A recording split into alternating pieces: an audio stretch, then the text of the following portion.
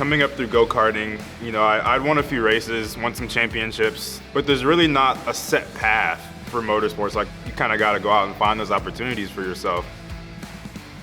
It was a really big jump coming straight out of go-karts, right? When you go from go-karts to a real race car, you're dealing with suspension, you're dealing with weight, you're dealing with a manual transmission, you're dealing with right foot braking. There were so many things I had to adapt myself to learn for a Spec MX-5 car coming straight out of go-karts. I competed in MX-5 Cup. I'm the only person who's ever competed in the Mazda shootouts 4 times. And it's just testament to my resilience and wanting to be better and wanting to come back and always wanting to be the best version of myself. It started out with go-karts when I think I was 13. My mom would take me and borrowed a Suburban from Mike Tico, and every Thursday, we made it work. We went go-kart racing for a handful of years, and that's kind of where it started.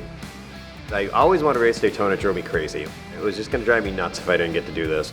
I seen this car for sale, and it was an ARCA car. I talked myself in and out of it probably a handful of times, and finally just grabbed my buddy Steve and got in a truck and went south, and we went and bought the race car. It went really well, and I got a sponsor. So basically what that did is it gave me way better equipment and resources and people, but it also gave me the opportunity to continue pursuing my own interests, which is like my modifieds, my midgets, and just racing as much as I can race. At 7 years old, I started in junior dragsters, and I have gone through all the different classes that you can run in them. And I've had the opportunity to hop in some circle track cars. I first started in a Legend, and then I ventured out to Millbridge one night, and I really enjoyed seeing the micros there, the competition, the drivers, and I decided that maybe that's something I would like to try. So going into 2025, I hopped in a micro sprint, and I've been running Millbridge and multiple different tracks over the nation, and I really enjoyed running those. So my desire for racing started from watching my dad racing dirt bikes when I was a little bitty, and started when I was 4.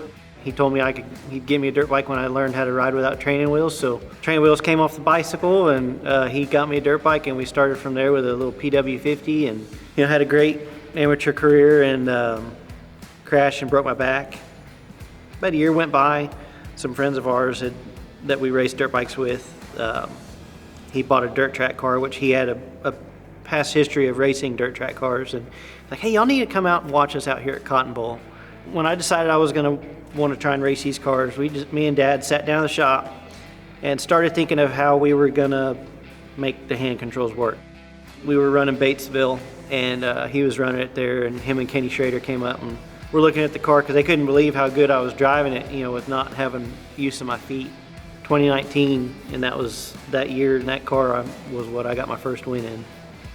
It was a flood of emotions. Thankfully, I had my whole family there, and I don't think there was a dry eye in the pit.